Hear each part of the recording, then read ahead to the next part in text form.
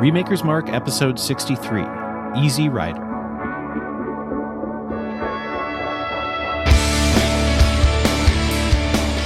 Hello, everyone, and welcome back to Remakers Mark. Here we are in our 63rd episode, where we are once again discussing the counterculture hippie drug classic Easy Rider. With me, as always, are my friends Andy Wicks. Andy, how are you doing tonight? And, just in general, are you a regular handlebars guy or a super high handlebar or ape hanger guy? I'm great. Thank you for asking. Glad to be back. And I'm going to go regular handlebar because I don't feel my carriage suits itself to the super high handlebar. I feel like I would fall over. Okay. That's a good explanation.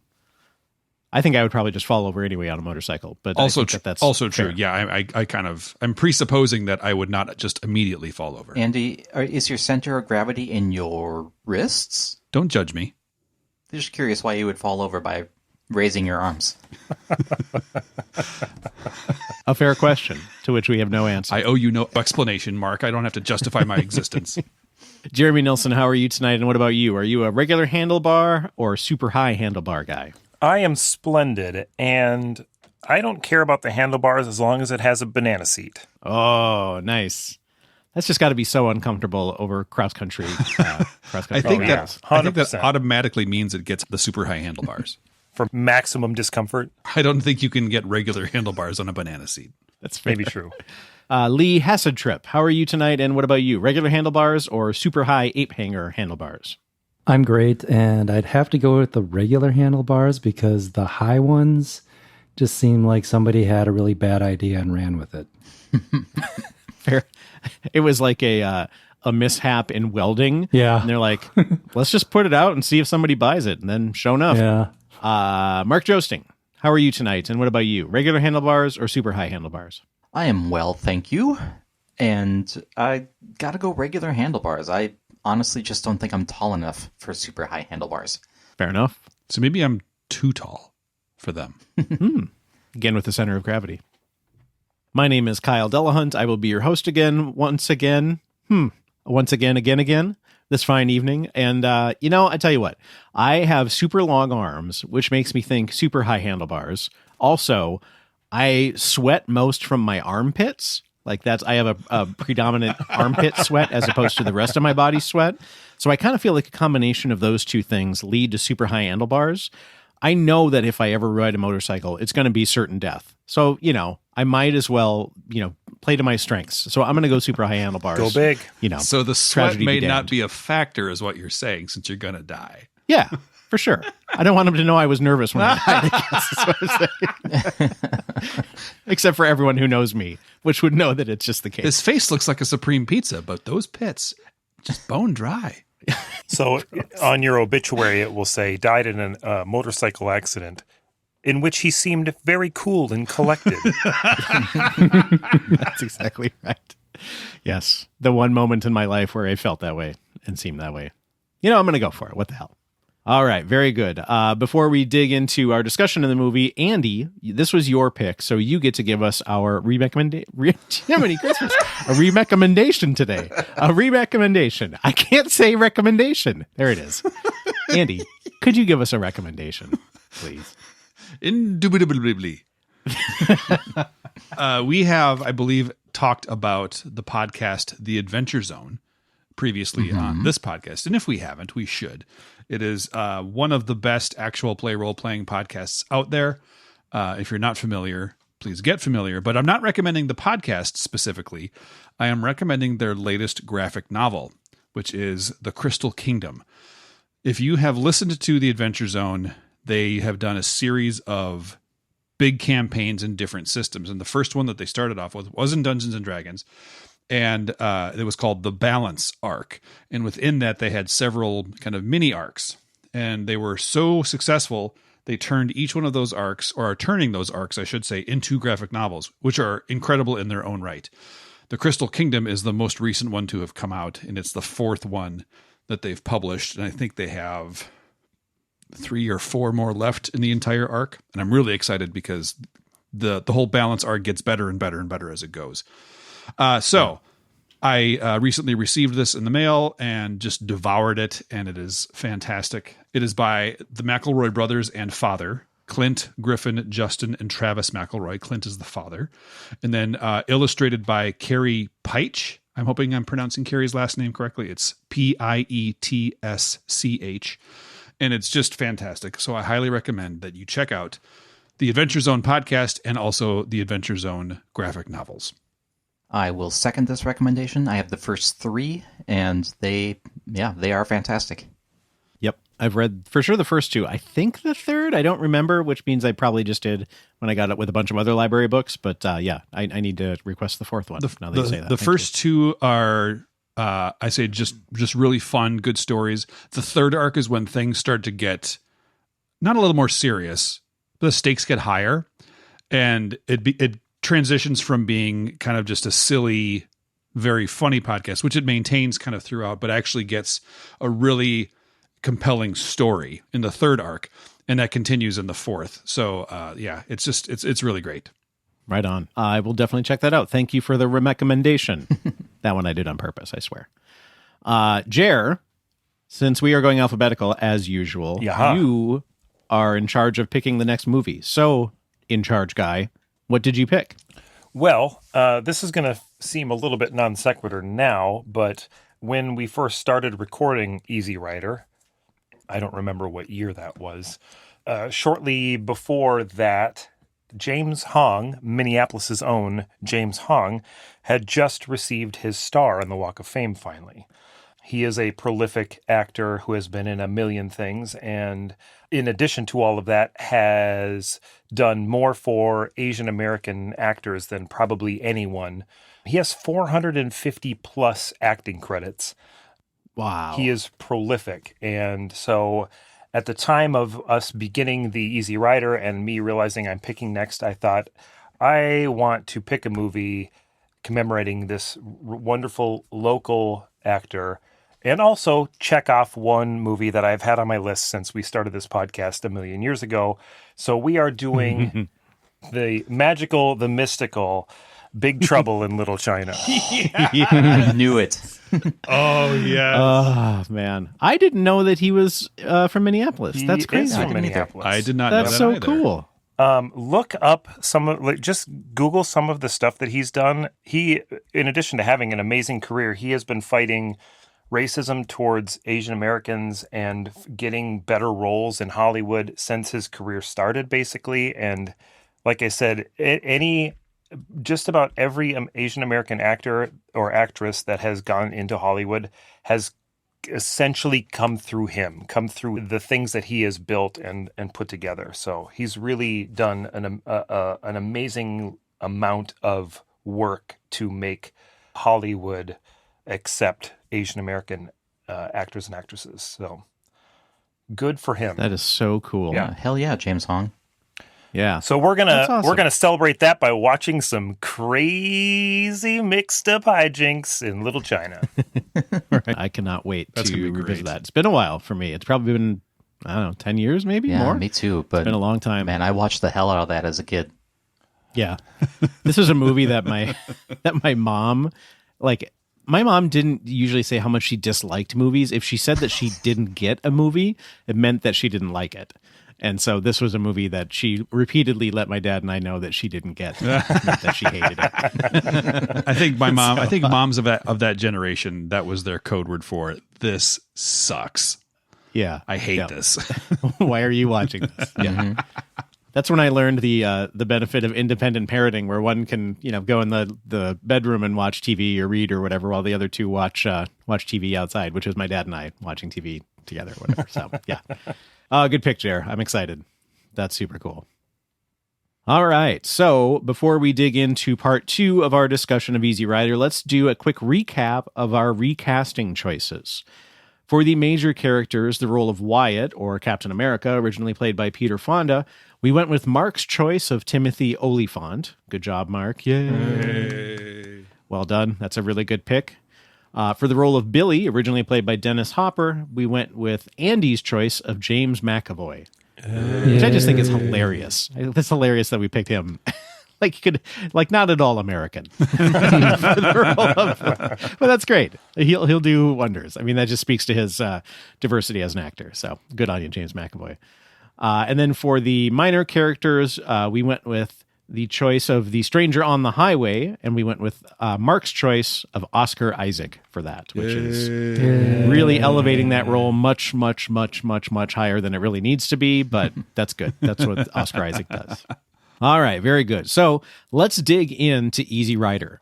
I can say that this was in our, kind of discussions. We don't talk a lot about the movies with each other before we record, but we do a little bit.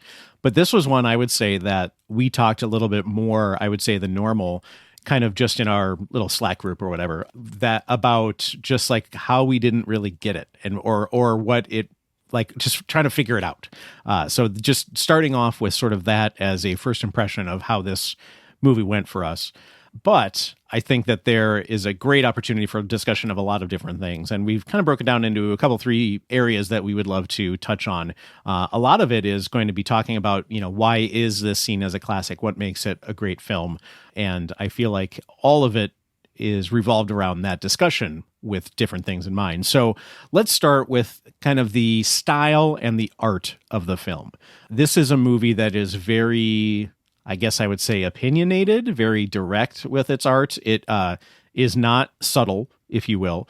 It is definitely a art film, capital A, capital R, capital T, especially compared to that which came before it from major cinema is concerned. Mark and Andy, you, by virtue of, I think, being the only people present at the pre-production discussion, put some points here. So I'm going to let the two of you start this, and then I would love for the rest of us to kind of dive in and discuss as we see fit. So, Mark, why don't you start with a brief description of kind of you saw the style and the art of the film and what that meant to you? Yeah, I actually find it very interesting that that you described it as not subtle, as I felt like it was actually quite subtle. That it was, for most of the film, it was very, very quiet, and it was very plain in the camera work, and there was not much for a score, and a complete lack of a score at many points, I think. And some of them were like the silence just really stood out.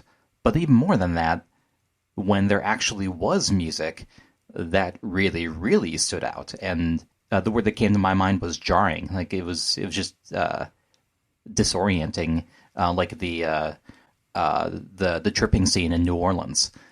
But I mean, given that it was a trip, it probably should have felt jarring and disorienting, and certainly it did. So with strange music and strange visuals too, camera angles all over the place. I think strange things done with exposure and tinting. I don't quite remember, but I felt like it was a very understated film for most of its duration, and the visuals and the audio just kind of spiked in special moments that really made those moments stick out. Yeah, but otherwise was quite reserved. That was my impression of it. Andy, what do you think? I think this movie, to me, the visuals, the cinematography, and the soundtrack were my favorite parts of this film by a good margin.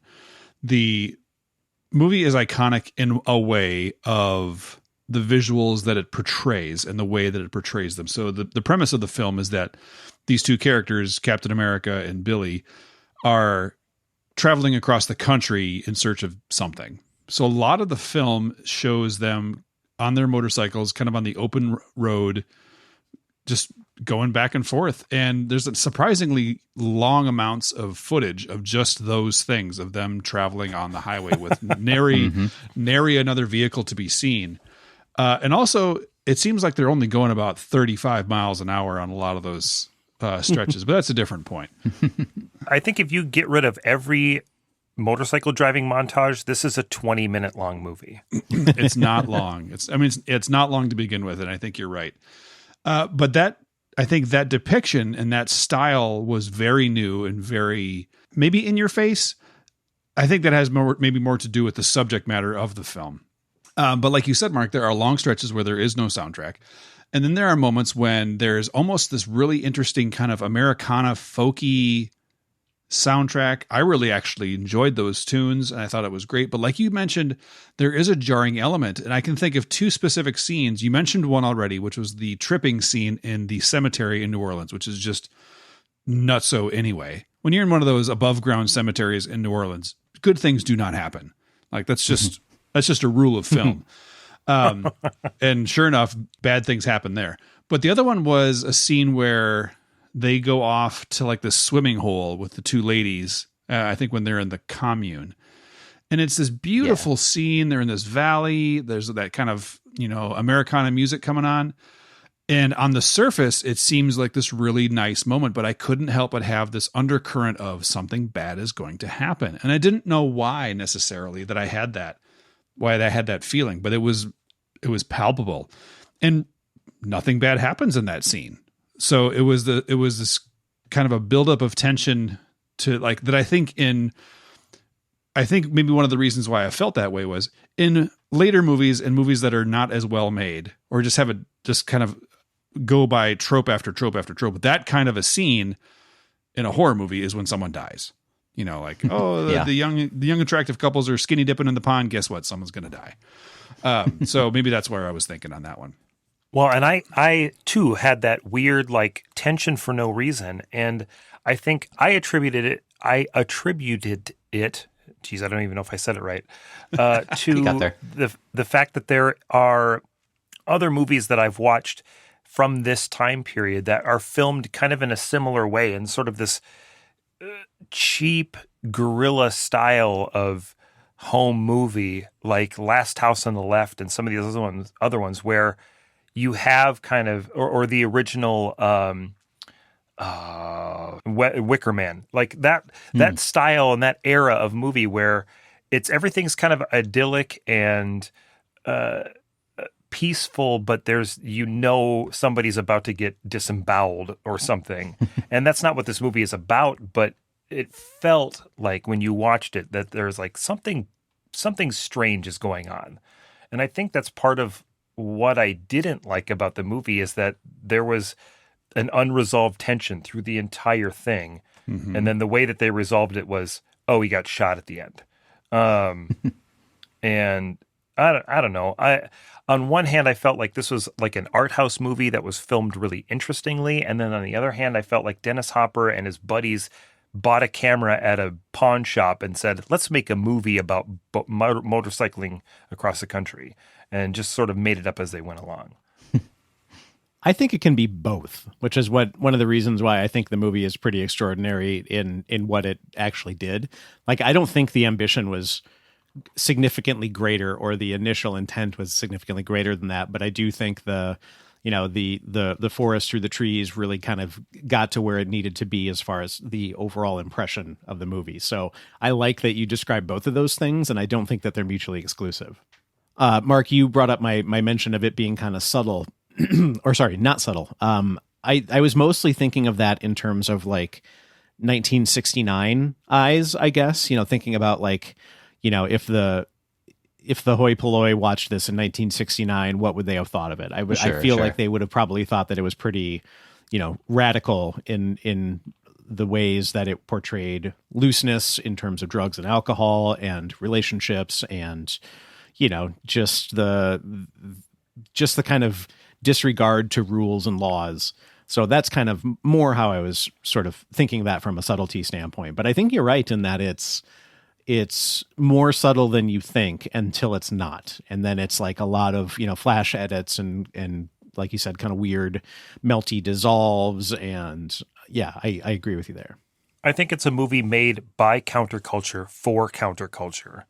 Yeah, and I'd be very curious. I mean, I read a bit about it, and I don't think that it was necessarily this, but it would be interesting to see how much of this they hoped for it to be an education guide for the counterculture and what their deal was.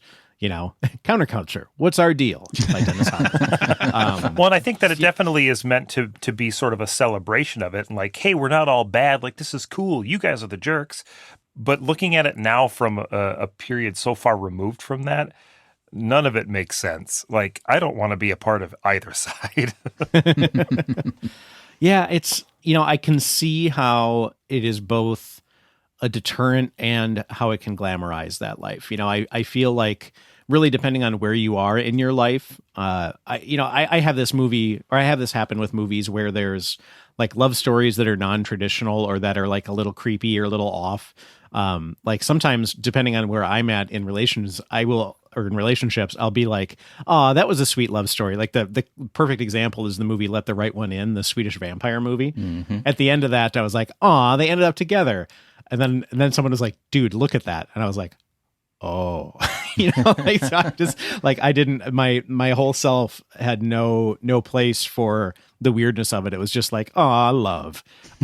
But yeah, so I think that, I guess I kind of don't know where I was going at that, but essentially that it can be both or either, depending on kind of where you're at in life. If you're looking for an out, it can act as an out.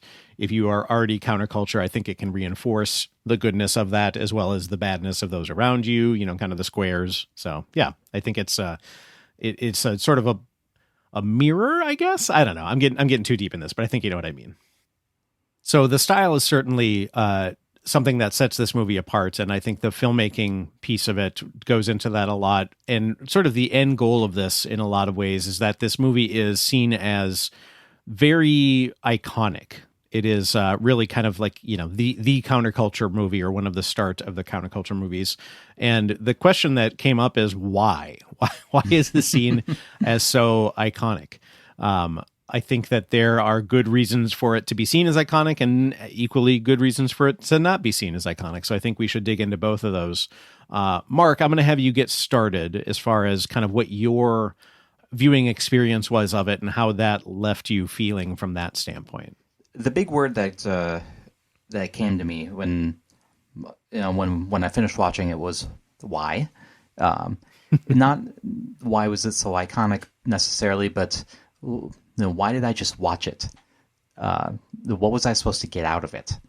And I'm still not entirely sure, but I do think that if I reframe my experience of it and try to put myself in the context of the 60s, then it probably makes more sense. Just as like the statement piece of counterculture, I can see it making points about what freedom really is in America, and how lots of people cherish their liberties in our country, and trying to depict these criminals really as the ones who are actually free. They're the ones who don't answer to anybody. They make their own way, and I think it could very easily be making that point.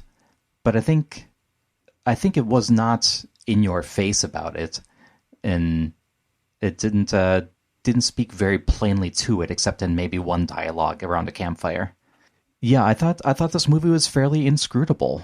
The messaging of it, I thought was very subtle. It just kind of put a story out there. It took you on a journey, and then just shot the main characters. Yeah. Once again, I don't think you're wrong. I don't think you're making false statements there at all. Andy, you had some thoughts about, it is iconic, but for certain reasons and not for other reasons. Do you want to touch on that a little bit? Yeah, my note said it was iconic, but certainly not because of its writing. This, as I mentioned earlier, the visuals and the soundtrack I thought were fantastic, but the plot as it was is more inferred, and it is certainly the MacGuffin of this movie, if you will, is some kind of inferred trip, or not inferred, but a trip to New Orleans for some reason to party there, I guess, at Mardi Gras.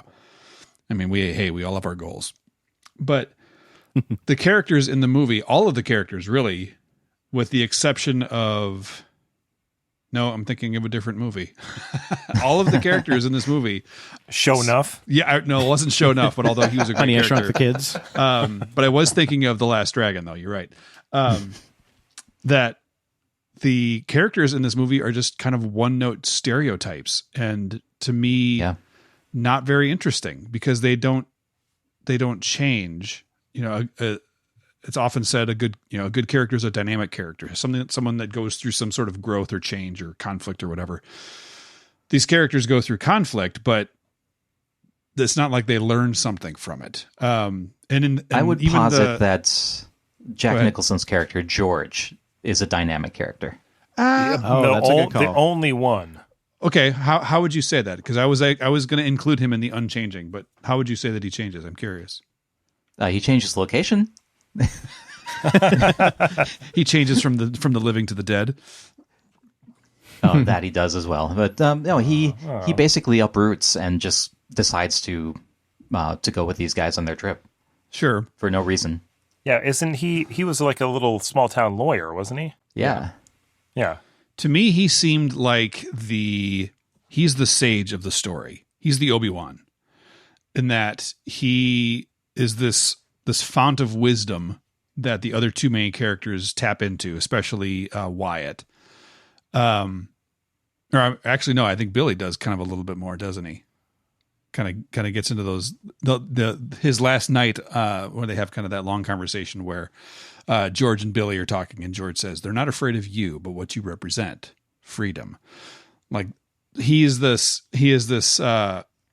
mystical guru character, but he's not. In my opinion, I don't think he was intended ever to change. He was intended to send the other characters further along on their journey. And he kind of served his purpose, and then he got his head cracked in. So I think that line and that scene probably has more exposition in it than the entire rest of the movie combined. And that line, I mean, if you could summarize the movie into one line, that'd be it. Yeah, for sure. Yeah, I think so. So I think also the movie doesn't get any favors done to it by the fact that Peter Fonda could basically just be a mannequin. Like he's not doing anything. Let's call him stoic.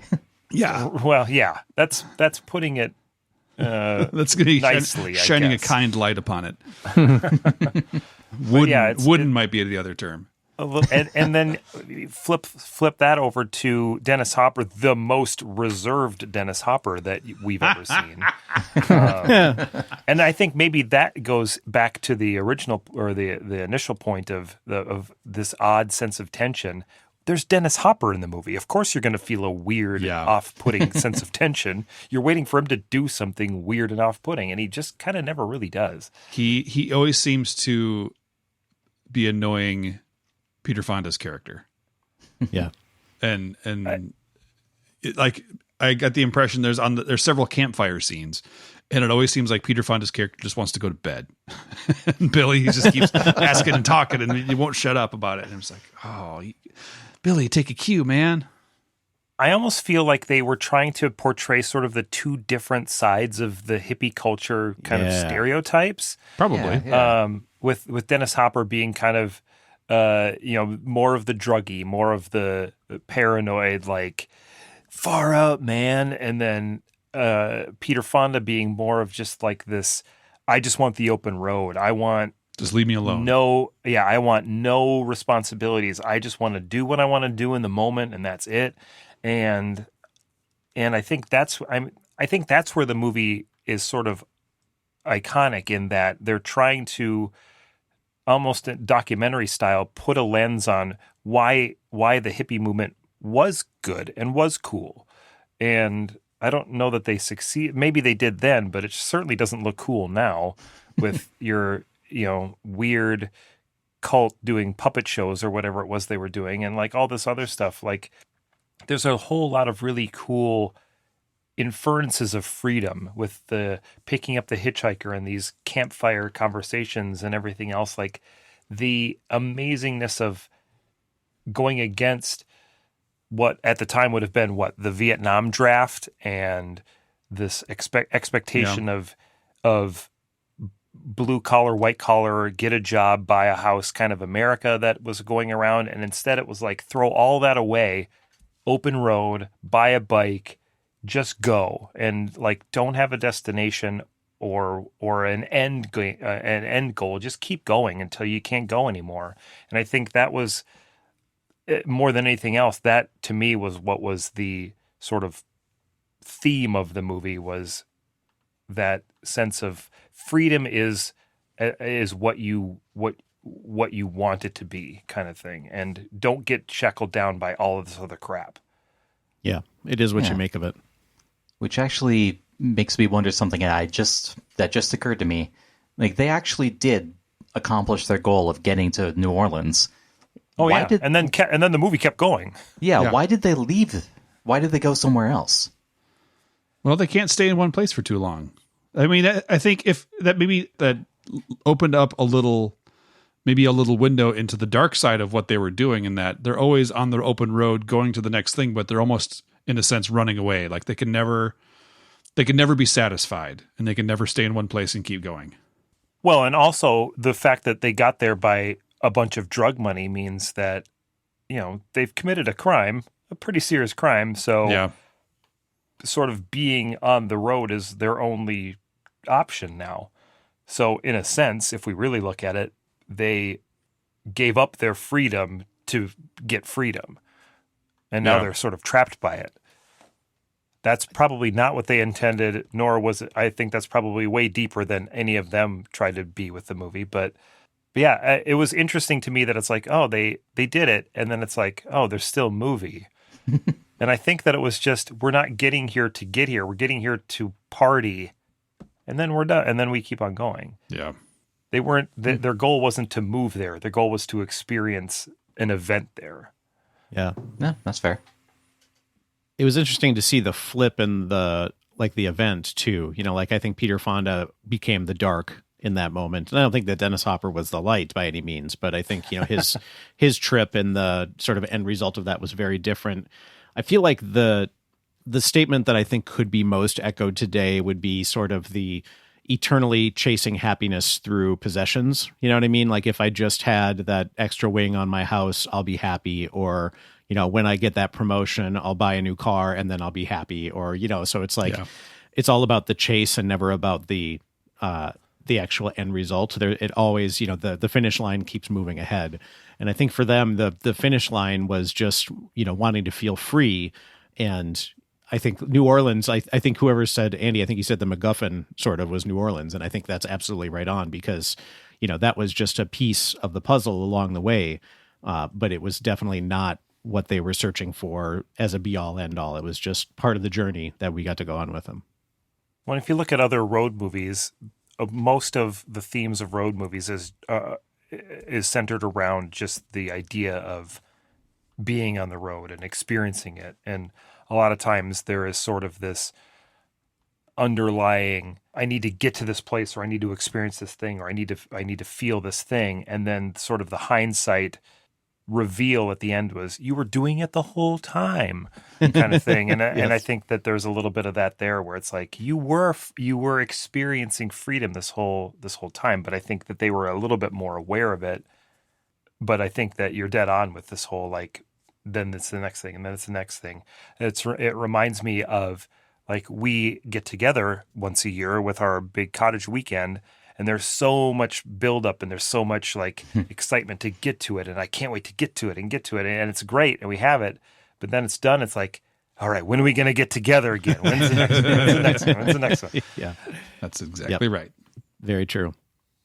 I want to touch on performances a little bit. I know we have talked a little bit about some of the kind of way in which this was filmed from a sort of improvisational standpoint, and some of the feelings about a little bit of the characters, but let's kind of go through the three main major characters. And if you want to dabble into other ones too, that's cool with me. But let's start with Peter Fonda and Dennis Hopper.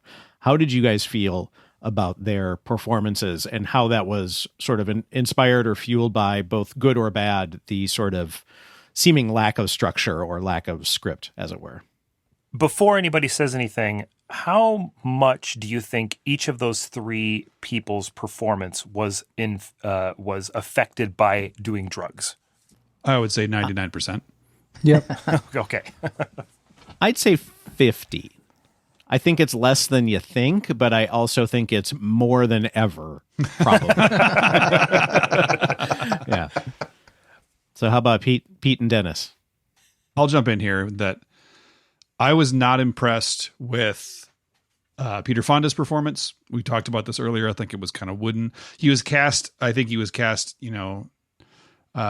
handsome guy, square-jawed, Apparently he was a good motorcycle rider. But as a drug dealing counterculture loner hippie, I didn't buy it.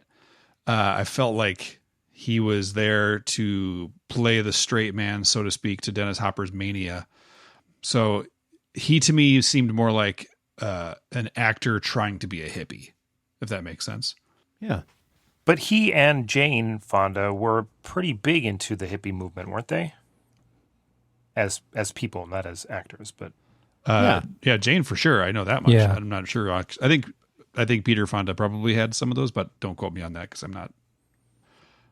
maybe he's just a bad actor. I mean, yeah, He's a pretty okay actor in general, I would say. He knows his. I guess knows I his haven't way seen around the anything screen. else that he's been in. I think it must be really hard to be the straight man to Dennis Hopper. You know what I mean? Like, I feel like in order to counteract, so let's think of goals of his character. One is to be Zen-like. 2 is to express freedom through travel on the road. 3 is to be opposite Dennis Hopper. And so if you think of those 3 things, like, I think it was a successful performance in that regard. Now, doesn't mean that it's a compelling character or a great performance, but I feel like, you know, for his goals, like his mission statement, if those were the 3 things, I feel like he did that. But I also think it just doesn't make it a very interesting character. And I think, like you said, Andy, that goes into the writing or lack thereof, or, you know, kind of structure around that. I think for me, and this was one of Dennis Hopper's very early, if not very first roles, correct? I think so. If I remember right, this is either the first or within the first couple of major roles. And so I think that I'm looking at him through the lens of knowing who he becomes through his career. And so I, like I said before, was just waiting for something to explode. I was waiting for just the weirdness to happen, and it never really did. And if I take that away, take my preconceived notions of who Dennis Hopper is now away, I think he did a really good job of being who he was supposed to be, the sort of drug-addled hippie that's just wants to keep going and is, you know, a little bit leery of everyone, but also super friendly and just wanting to party. But I think really the performance that steals the show is Jack Nicholson. Just to clarify, Dennis Hopper's acting career began in 1954. It's crazy looking through his. I mean, it kind of looks almost like a Mickey Rooney-esque kind of like kid who got overworked and then broke and then became Dennis Hopper, because it's like 20 at least 25 movies of like Rock Hudson. He's in Rebel Without a Cause as a goon. Like it's all the like just trying to make it in Hollywood kind of roles. Guess, yeah. I had Easy no Rider idea. Easy Rider was his directorial debut. Okay. It's insane to me that he directed this movie. No, you know, again, coming from the lens of who I know him to be now, like this should be so much weirder. Not that it's not weird. But yeah, Jack Nicholson in the small role that he was, and again, coming from the lens of who Jack Nicholson becomes and looking at this is not that far removed from roles like One Flew Over the Cuckoo's Nest and The Shining and just him being Jack Nicholson. He does such a great job being so contained, but also just a little bit of a live wire. Like, I really liked him in this movie. He was a character that was very comfortable with himself, even though he was out of place. Which I think maybe is the difference between him and the 2 main characters who didn't ever feel comfortable. Yeah. That's a great point. Yeah, very, very good point. They were all out of place, but Jack Nicholson's character couldn't be bothered about it. And although there is the one scene where they stop at that restaurant briefly and then they walk out. Yeah. But even then, in that scene, Jack Nicholson's character, while recognizing the scene for what it is, still plays it cool, has a smile on his face. I mean, you could, like, this is, I think, maybe the lawyer aspect of the character coming out, that he's used to talking his way maybe into and out of situations. So that didn't seem to phase him at all, where the other 2 characters were very, very uncomfortable. I wonder how much he was a audience proxy. You know, like how much he was supposed to be, you know, taking the audience on a ride and letting their minds sort of get expanded along the way. You know, I mean, I feel like they set up that, you know, they meet him in prison, so it's not like he's a goody two shoes or whatever. So, you know, it already starts a little bit escalated in that regard. But, you know, I feel like maybe the hope is to have him be the audience going along and having that mind expanding journey, in addition to just the filmmaking bits that we're supposed to be doing that. I could see that kind of being the case. I could see that too, but man, does he impart a whole lot of wisdom as opposed to wisdom being imparted on him. Yeah. Usually the audience proxy is the one asking the questions. That's a the good one, point. you know, why are you doing this? What is happening? Where are we? What's going on? Yeah. But he's the one that seems to have all the answers to all those questions. Turns out the audience was right all along. I wonder if he was, if his role was to be sort of like a bridge for like the audience members who are a bit more straight-laced to connect with, you know, Yeah. the idea of the rest of the film. Yeah, the hippie movement, the counterculture movement isn't reserved for hippies. Everybody can benefit. Everybody can be a hippie at heart, That's right. except Yeah. you rednecks. You suck. Oh, that last the scene starting from the cafe scene and then basically from the end till the end of the movie. Yeah. I was like, oh no, we just went into Deliverance, didn't we? Like this has got some really off-putting Deliverance vibes. Not quite so direct, but pretty darn close. Yeah. Well, let's close it off here as usual with our rating and scale of the movie. As usual, this will be a 1 to 10 rating, 1 being the worst movie you've ever seen, 10 being the best movie you've ever seen, and the scale of choice. And you can say a little bit about why you gave it that rating if there's more than what we've discussed about so far. Andy, you get to go first. Lucky you. Yeah. What is your rating and scale of the movie? I'm going to give this one 3.7 Phil Spector doing coke in the backseat of a truck. Phil's Spector doing coke in the backseat of a truck. Good. I think you've acceptable used that noun. rating before. I feel like you should probably pick an original one. I'm just kidding. Yeah, this movie just didn't strike it with me. I was confused and bored and wondering why this movie was as popular as it was. Fair enough. Jeremy Nilsson, how about you? What is your rating and scale? I found this movie interesting, but I also didn't like it. So I would have to give it a couple of points just because I think that it was, even though I don't like it, I think that it's a better movie than I probably give it credit for. That being said, I don't think it's a very good movie anyway. So I'm going to give it 5.7 hippie pantomime troops. Oh, Yeah, nobody should have to deal with that. talk about off-putting. Lee, on to you. What is your rating and scale of the movie? Well, I'm kind of with everyone else here. Just it wasn't something that I responded to particularly. I feel like maybe I would have appreciated it more had I seen it when it first came out, and had I been alive then. But I think I'm gonna give it 4 '80s one-hit wonders. Who is that actress that you're Tony referencing? Basil. Tony Basil, that's Yeah. it. Oh, Nikki. yeah. That's right. I knew I kept thinking of Jane, what's her name from the God, not the Bee Gees. Vacation Go-Go's. There it Oh is. yeah. Oh, Yeah. yeah. She reminded me of her a lot. That's the Go-Go song that comes to your mind when you're thinking of the Go-Go's? Yeah. Okay. What would you prefer? I don't know. It's the water skiing, man. I can't get past it. Oh, yeah, It's that too is good. true. That's It's too good. It's I think you were thinking of the Singing Telegram song from Clue. Oh yes. Oh, yes. Yep.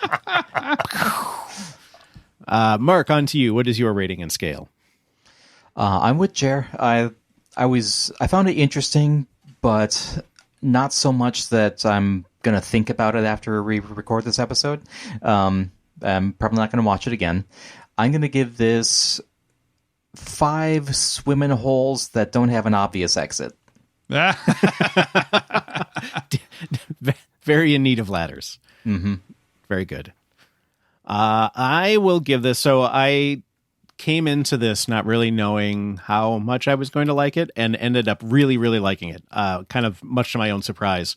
I have a thing where if the movie is able to, if I'm able to get into the mood of the movie and the mood of the movie is one that is different and unique and interesting, then I'm willing to go on that journey with it until I'm not. And if it loses me, then I will like it actually less. You know what I mean? Then I'll be like, well, it tried to do something but failed and I hate it.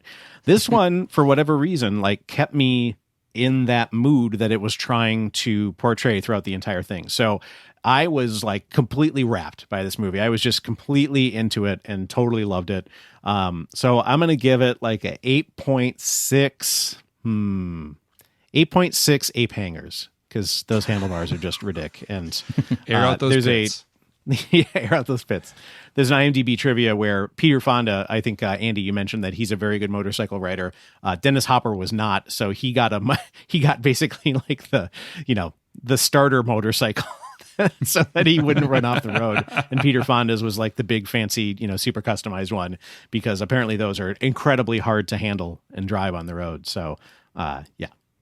One, didn't Peter Fonda just come off doing another motorcycle movie right before this one? I think so, yeah. Yep.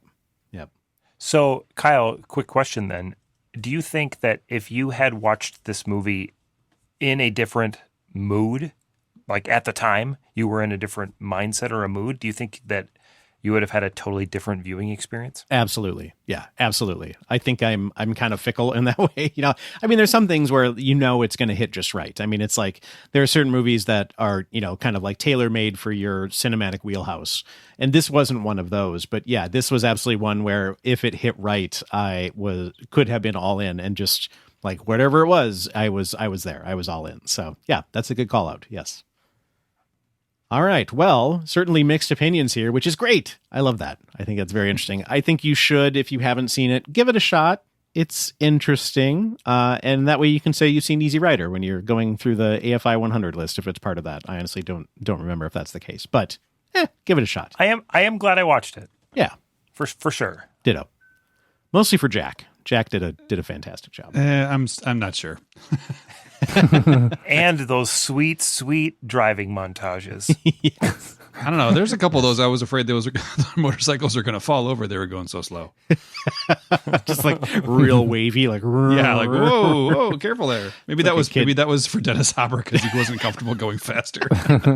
or it was a filmmaking thing of, we've got this camera mounted on this pickup truck. Right. And if we go any faster, it gets really bumpy. We don't get our deposit back. I don't think they were worrying about deposits of any sort. Not that sort, true. at least. Probably true. Yeah. Well, very good. Thanks for the discussion. Good pick, Andy. That was fun. I enjoyed that. Yeah. Remakers Mark is a proud member of the Math is Hard Network. To find out more information about this podcast or any other podcast on the network, check us out at mathishard.net. There you will find show notes with links to all of the peoples, movies, and links discussed in this episode. This information is also attached to the show file in the podcast client of your choice. You can find us anywhere you listen to podcasts, including Google Play and Apple Podcasts, where you can rate and review Remakers Mark, which would mean the world to us. We are on Spotify, on YouTube, do a search for Remakers Mark for both, Facebook, search for Remakers Mark, Twitter at Remakers Mark, and Instagram at Remakers Mark Podcast. We haven't done a TikTok yet. I think we're officially too old, but stay tuned. You never know. All right. Well, gentlemen, until we venture off and tell our own hippie journeys, it's bound to happen at some point. May the Force be with you. And also with you.